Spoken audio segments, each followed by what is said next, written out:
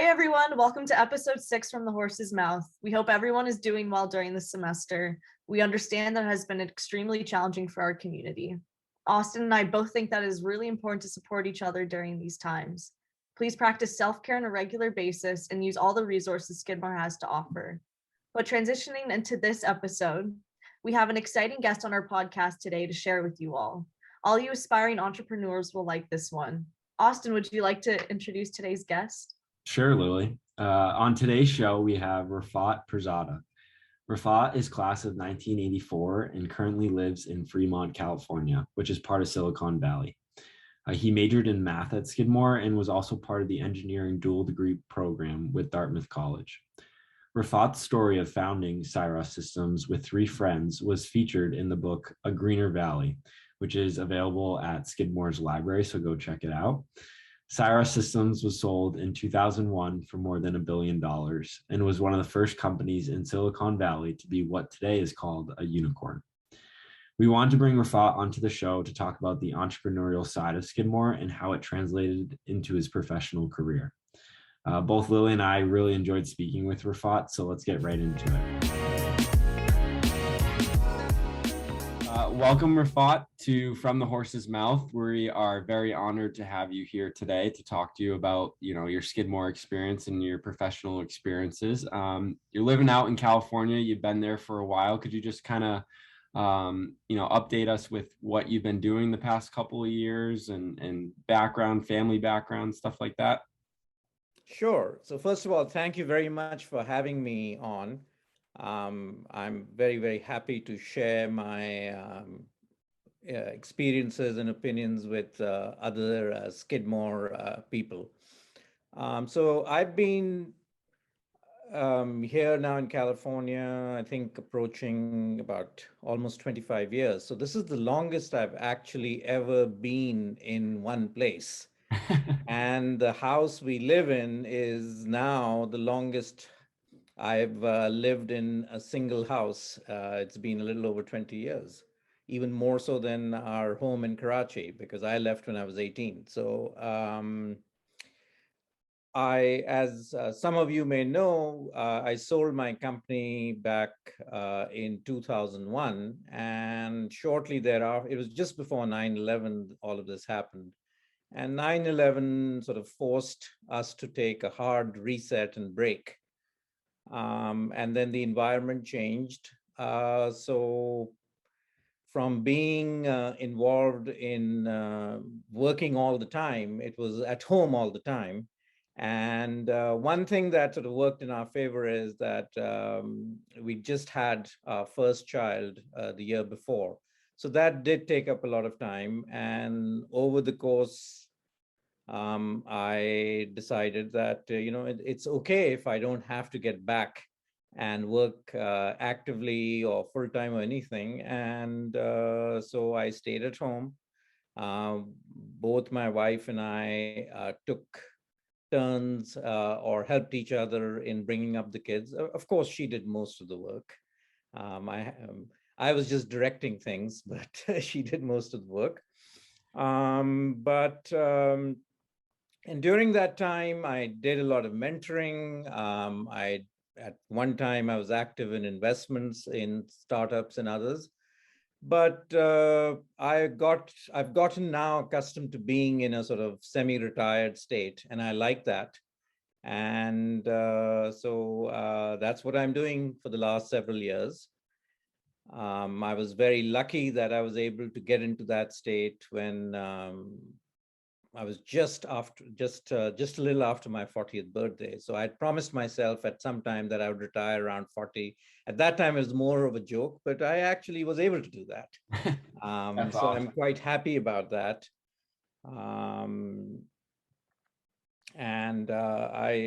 And California has been great. Yeah. Do you have any plans on moving, or are you going to stay? No. Yeah. No, not at least in the near future. Gotcha. Well, thank you for that background, Rafat. I remember from the last conversation that Austin and I had with you, you talked a little bit about your childhood and growing up in Pakistan and you going to school. I believe it was in the UK, correct? No, it was in Pakistan. So Well, it's interesting you mentioned UK because the school I went to, as you know, that part of the world was a former colony of the United Kingdom. And in all the important cities, they created these schools that were modeled after the English public schools. And again, in England, often things are backwards. So when I say English public school, it really means private school. It was an elite school.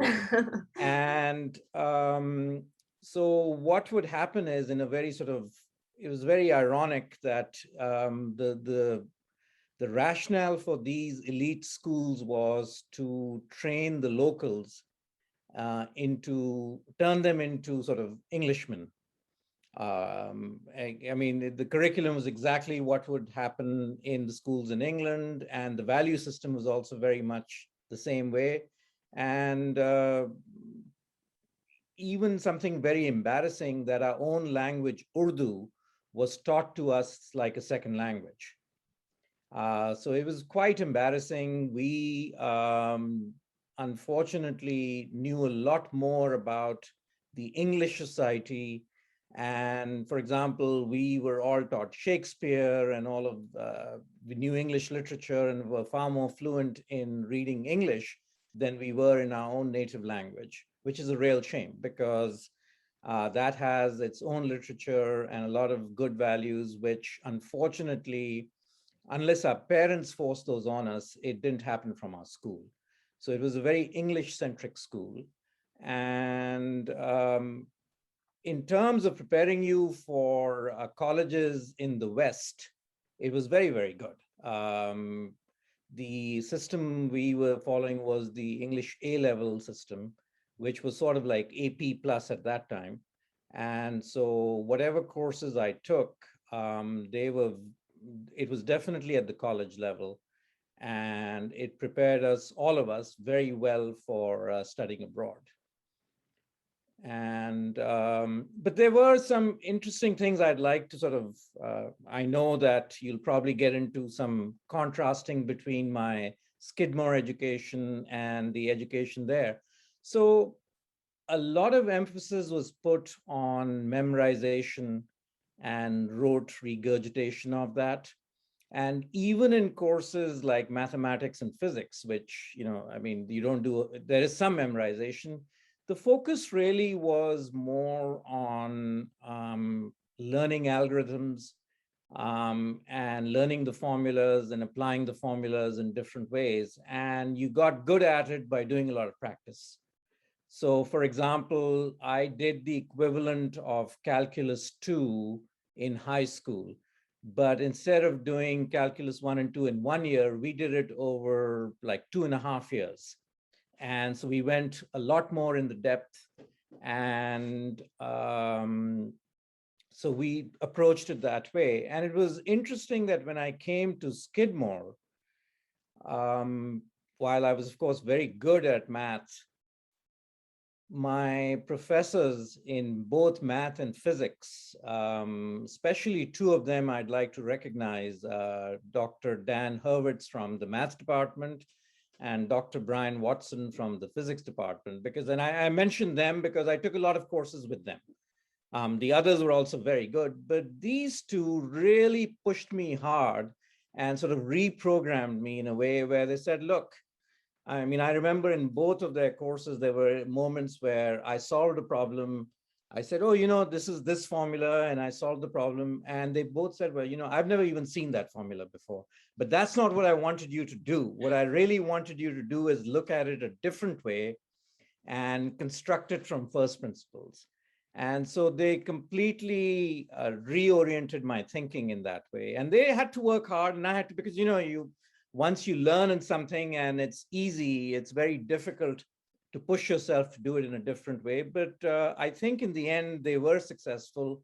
And I didn't really recognize the benefit of that till much, much later on when I started working as a professional, because they really forced me to look at things in a very logical way.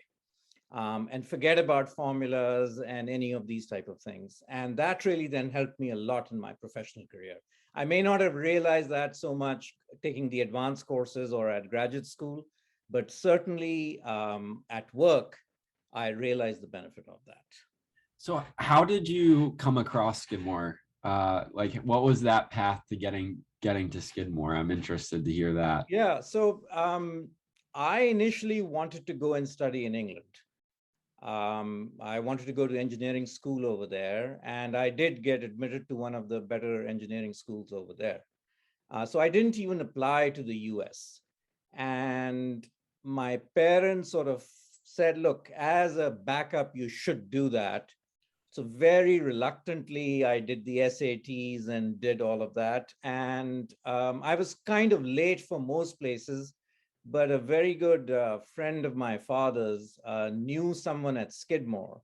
And they said, they'll be a little more flexible, just go ahead and apply. And I did. And he did mention that, look, they have this engineering program at Dartmouth. So I knew about Dartmouth.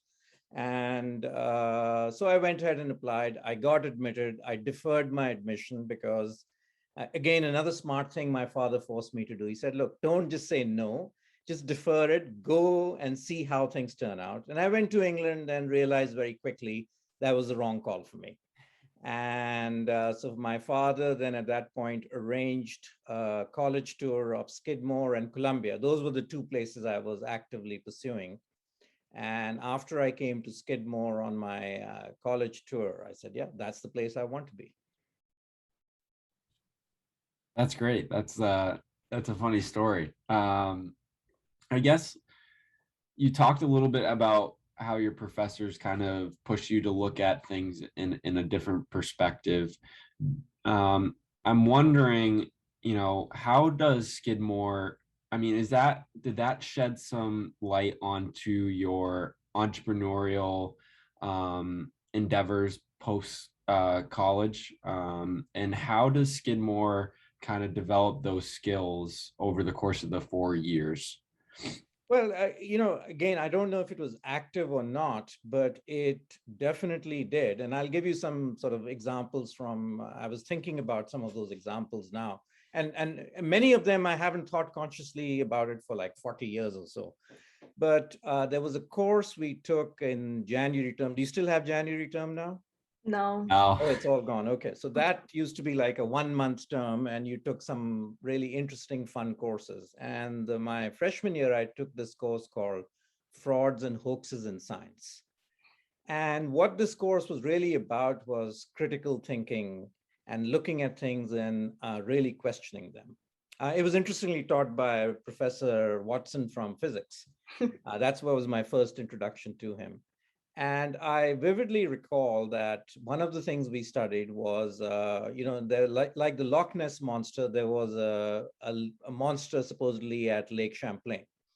And there was this person who was following that, and he had done a lot of research, and he was one of the leading people who believed that there was a monster. He had evidence. So he came and gave a presentation to our class about the monster at Lake Champlain. And at the end of the presentation, the entire class was completely convinced, yep, there is a monster. We saw the pictures and everything. And then Professor Watson started questioning things. And in a matter of 10 minutes, he completely debunked everything.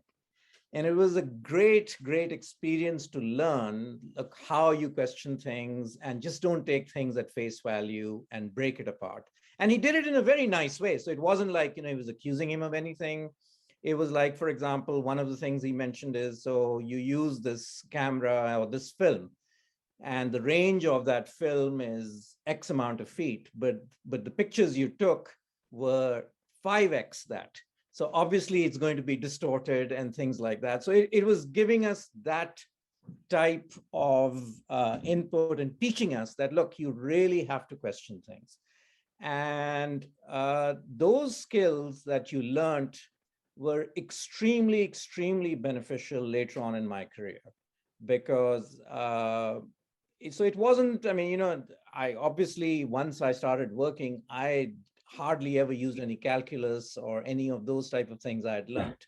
But these are skills that I kept using time and again. So I think it was extremely beneficial. And another example I'll give you is, this was much later on, I think it was senior year. that I was taking this course. It was being taught by part-time faculty. He was actually a professional and teaching, and it was something in computer languages.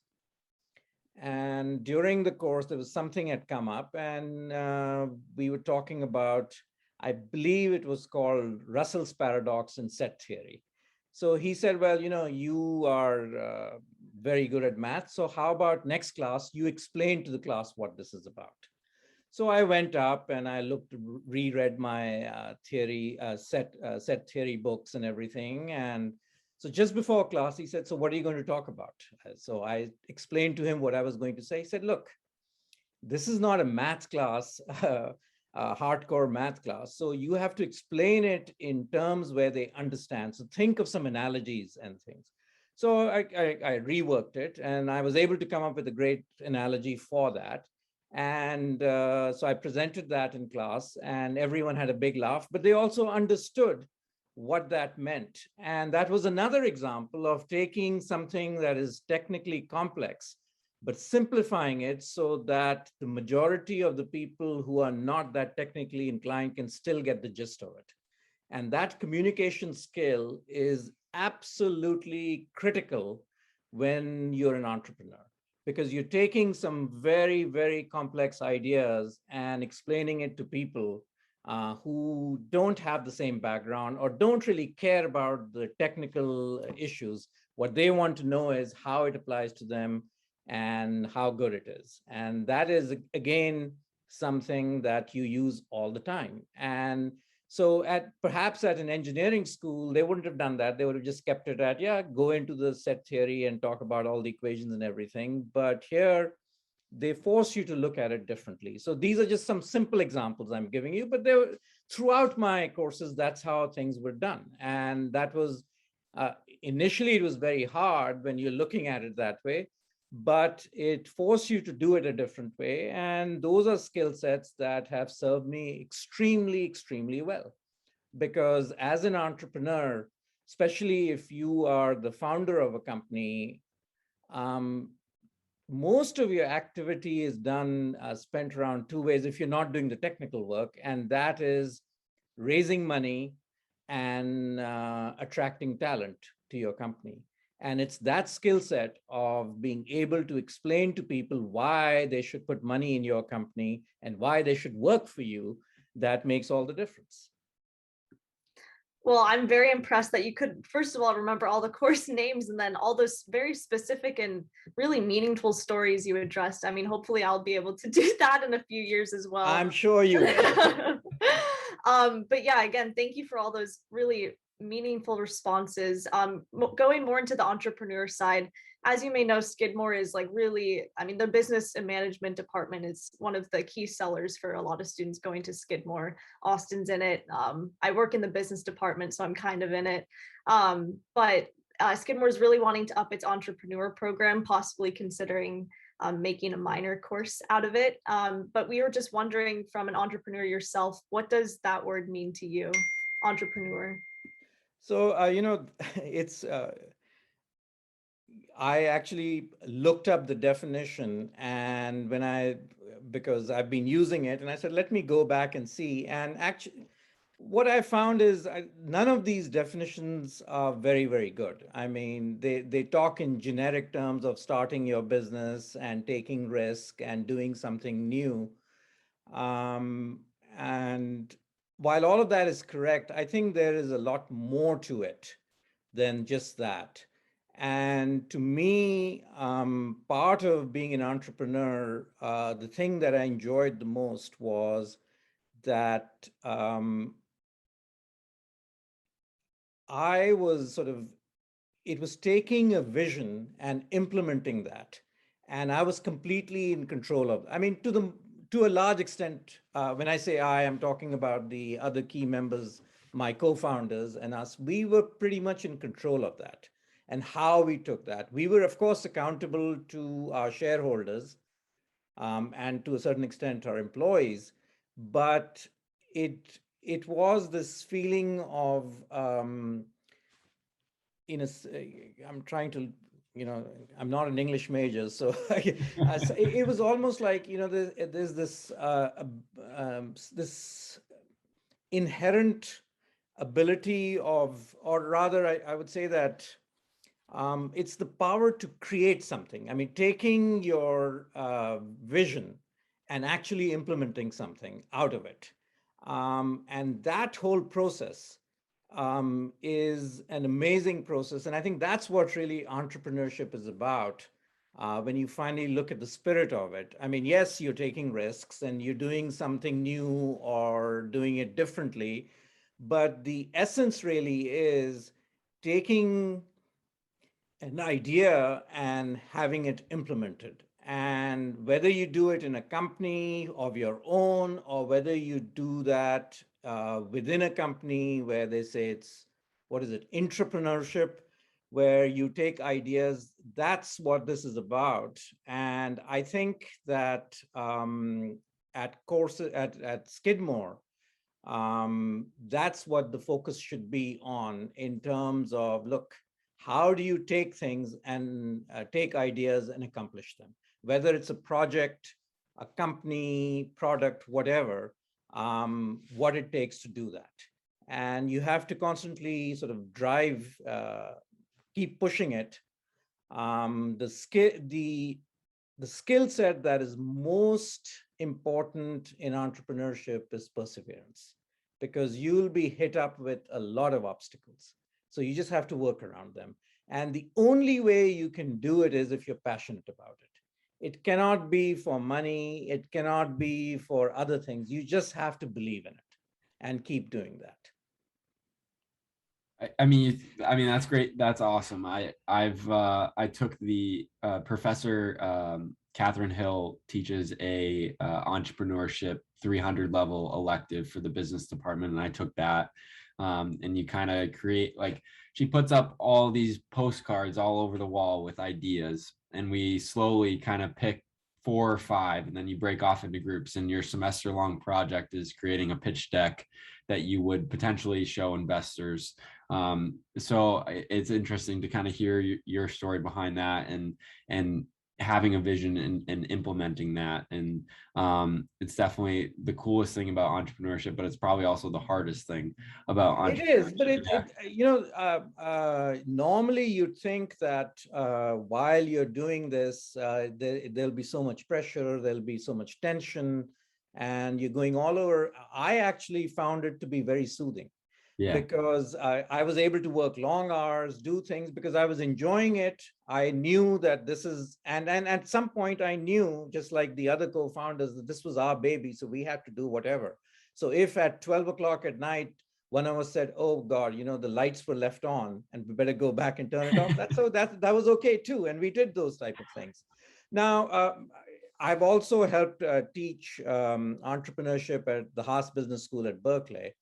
So one of the things that I would strongly encourage the faculty at Skidmore to look at or consider is that I'm sure there's a whole bunch of entrepreneurs who've come out of Skidmore, a whole bunch. Yeah. So it does make a big difference if they can invite them to come and talk about their journey, because here you have someone who was not too long ago in exactly the same place you guys are going to be in. And to see someone do that, it's a great motivator. It really is, because you can look up and say, you know what? Yeah, I mean, this is just like me. And they were able to do it. Stanford, by the way, is a master at doing this, that they drive this. The Stanford alumni network is particularly strong. So they do this all the time. And I would believe that Skidmore also has a very strong alumni network with very successful entrepreneurs. So they should reach out and bring them in. And I'll be happy to I've done these talks, and I'll be happy to do one of them with the class, go more into details about these things. But that's a great motivator. Yeah. I think we definitely have to get you back to Saratoga at some point. I'd love to do that, but we can still do the class on Zoom. So yeah, might be a little easier. Yeah, but I would love to come back to Saratoga for sure. I just want to go back to one thing real quick. I mean, starting your company, did it ever get to the point where you thought, I'm a little bit in over my head with this? Like you said, it was kind of soothing that you loved it, you had the passion for it, but did you ever say like, wait a second, am I really cut out for this? Did that ever, go, was there ever like a big obstacle where you're like, holy cow? Well, it wasn't an obstacle. We would, of course, we'd be on a daily basis, something would come up from left field, which we had no idea.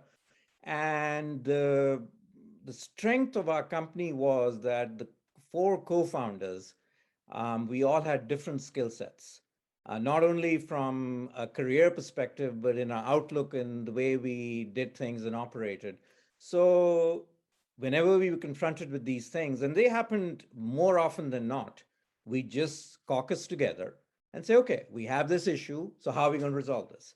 And between the four of us, after a lot of arguing and going back and forth, almost always we were able to come up with a solution that worked very well for that situation.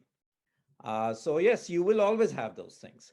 And it gave us confidence. I mean, and it got to a point where we were so confident that it didn't really matter. We said, we will be confronted with something that is very, very problematic, but we'll be able to figure this out.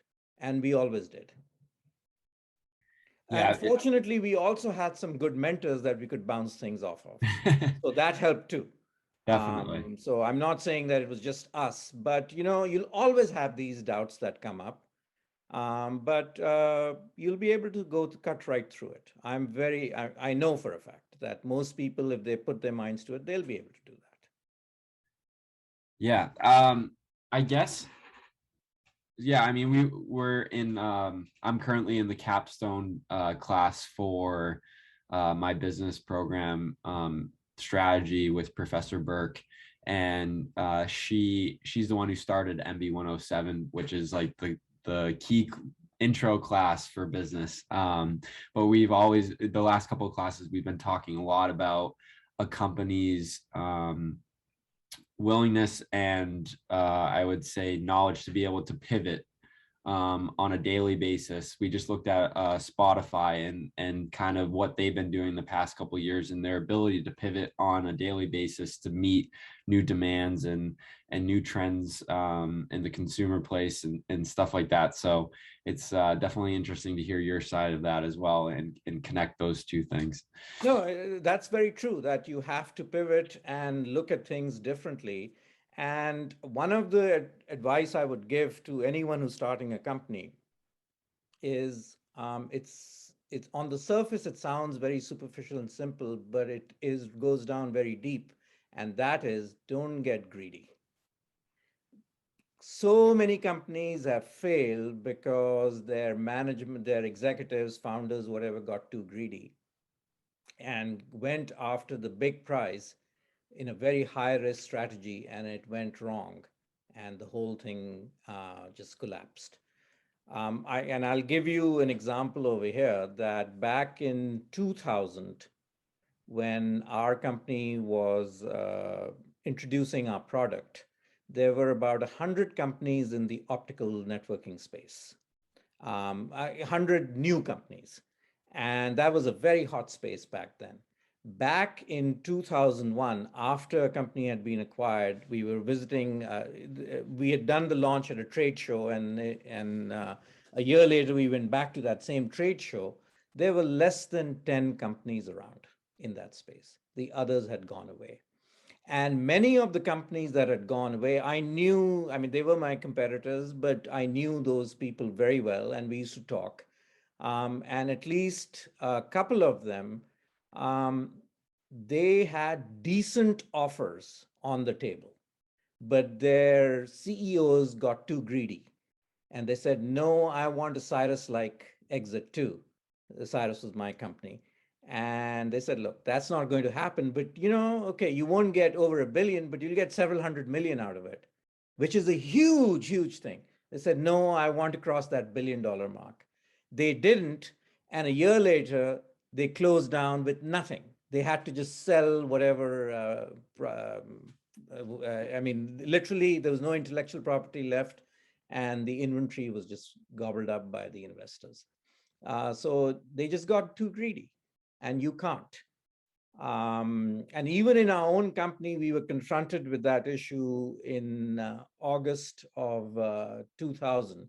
We'd done this thing in Wall Street, a convertible debt offering on Wall Street. Now, this is a private company going to Wall Street, doing a convertible debt that would convert into an IPO price and things. And we had a lot of investors lined up. We wanted to raise about $75 million.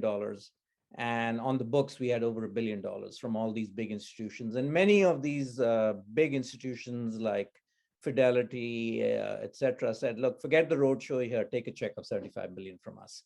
But, and it was so unique that Wall Street, I think that was the first time my name made it in the Wall Street Journal, that they actually talked about it, that here's a company, doesn't even have a product, and it can raise this sort of money on Wall Street. And when we were going for that, doing our road trip, just prior to that, our bankers sat with us and made us rehearse this pitch. He said, a lot of companies are going to come and approach you right now to say, okay, let's acquire you. This is what you have to say. And I'm sort of not joking, but this is a thing we had to practice. That, look at our companies in our space. So unless you are talking of a number north of $10 billion, let's not waste each other's time. I mean, that's what we had to tell them. And it's a very hard thing to say that with a straight face, and the other party taking you seriously on it, but it had to be done. And I did it time and again.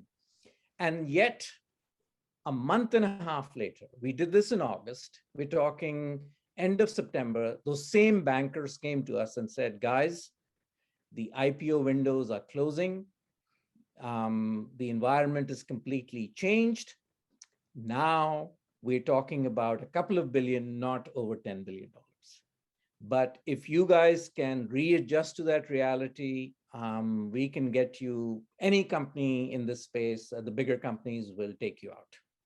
And we went and talked about it, came back and said, no, that's what reality is. A bird in hand is worth two in the bush, so let's go with it. And we did. And the biggest issue we had was not with our investors. They were very happy, but our employees, because they confronted me directly. He said, a month ago, you yourself were telling us we are worth more than $10 billion. Now in 2 months, you are selling the company for, I think it was initially $3 billion. And you're saying it's a great outcome. This doesn't compute. Yeah. What happened here? And it was very hard trying to explain to them that the things had changed. Yeah. They had changed significantly.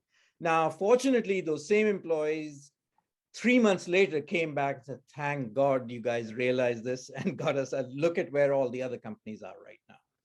So again, it was a matter, I mean, if we had gotten greedy and stuck on that and said, look, no, we are worth 10 billion, we're not budging from that, it would have been a disaster. It could have been a disaster. I mean, we had a lot of money, so we might have sustained ourselves.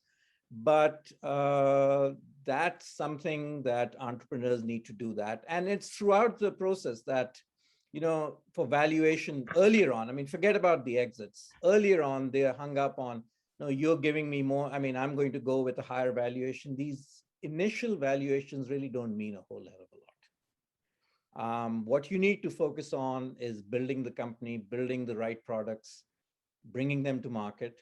These things take care of themselves.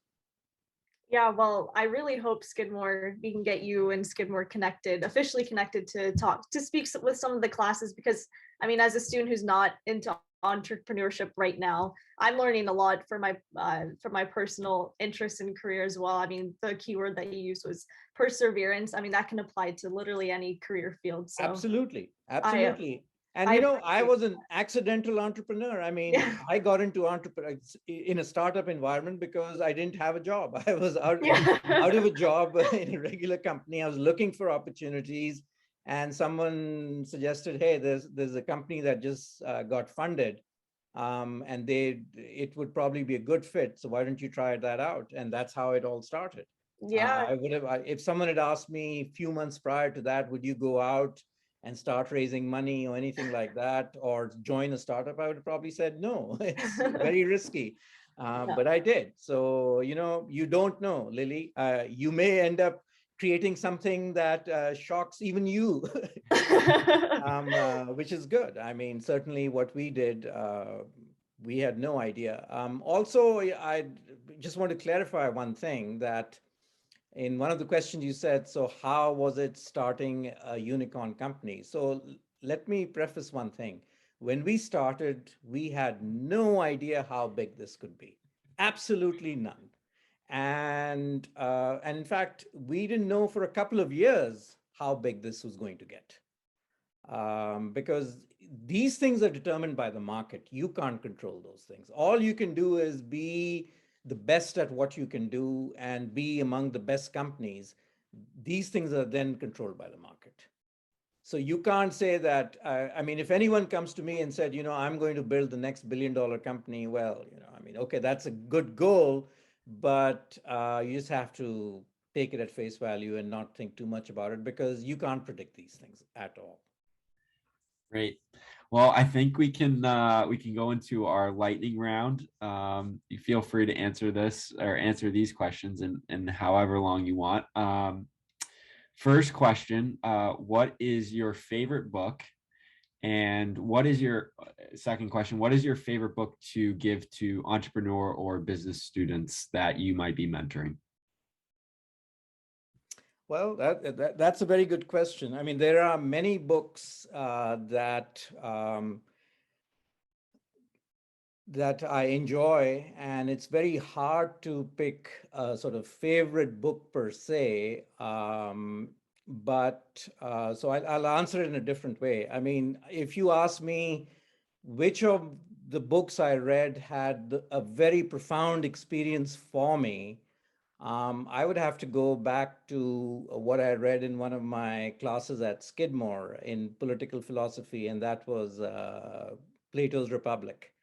I it was not, I mean, again, I didn't come from that background of either politics or philosophy. So, but when I read that, it opened up a lot of things in my mind, and it was a very enjoyable book. And there's still times that I'll debate with people the allegory of the caves and so on. So it was a very profound book.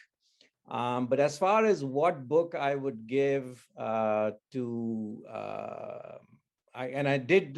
that to a lot of my employees, is Shih Tzu's Art of War. That you have to know your opponent really well. I mean, and so the idea behind that was that, look, we have to really, really know our customers' needs very well, and we have to figure those out. So that was sort of the message, but in a sort of funny way, I would give that, say, read this. Yeah. We'll talk about that. We, in that entrepreneurship class I took, Professor Hill made us read a book within a group of 4 or 5 of us, and one of those groups read Art of War. It was kind of on one of the recommended lists. So yeah. So it's a popular one. So the next question, what is your favorite Skidmore memory? Well, there are so many favorites. It's very, very hard to pick one and encapsulate everything. So first, I'd like to sort of say that how lucky I was that I came across some of the most wonderful people I've ever met and interacted with at Skidmore. I had some great professors and some absolutely wonderful friends. And these are people that I spent the better part of 4 years with. And it was unbelievable. They opened their homes to me, their families, and they were generous in every way you can possibly think of. I learned so much from them. And actually, one of my deepest regrets is that a couple of them passed away in the last few years, and I never was able to tell them how much they meant to me. So I'm very touched by that. And there was just so many memories, but I'll just give you one sort of, it is more of a funny thing, but it sort of encapsulates how special a place Skidmore is. That this happened in my, I think it was towards the end of the junior year. that one of my friends, they were throwing a party or something, so they were sending invites out. And my last name, well, is a little difficult for some, can be a little difficult, and certainly the spelling of it. Even when I was a kid, I'd have a hard time coming up with the spelling of that. So this person just wrote down on the invitation, Rafat from Pakistan, and put it in the Skidmore mailbox. But it got to my mailbox.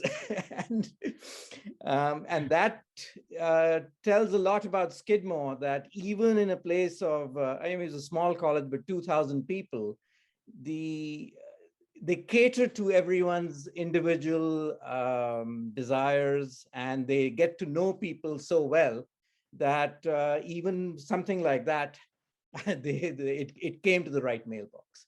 So I think that said a lot about Skidmore, what a special place it is and how it caters to everyone's individual needs. Yeah, that's something that I definitely looked for when I was applying to schools, is a close-knit community. Yeah. And coming to Skidmore, you definitely realize that you can walk to class, you know professors' names, you know other students' names, you can stop and say hello and talk, and most people know each other. And I think that's just one of the greatest things about Skidmore, and interacting with that community. Absolutely. And again, knowing professors' names, well, we as students generally do that. But what is more interesting at Skidmore, the professors know your names too. Yep. That is very unique because even at bigger places, when I was at Columbia and even at Dartmouth, they really didn't, because the classes were bigger and they didn't. I mean, they knew you were familiar, you were in their class. I mean, they'd know some people, but in many cases they wouldn't. And that made it so special that even in big classes, the professors would go out of their way to know every student. All right, next question. Who is one CEO that you admire currently? One of the bigger companies maybe, or a smaller company? So I'll answer it a slightly different way. Till about recently, till like 2 years ago, I was a big admirer of Elon Musk. Not so much as a CEO, but as a founder of a company and as an entrepreneur, that how he was pushing the envelope and everything. Since that time, I'm less, I'm not as enthusiastic about him with some of the things he's done in the last year and a half or so. But earlier on, it was just phenomenal what he did. Yep, I would agree. And then the last question, what's your favorite activity to do with your family? Oh, that's in my family, we all have so many different interests that we cater to all of them. But I think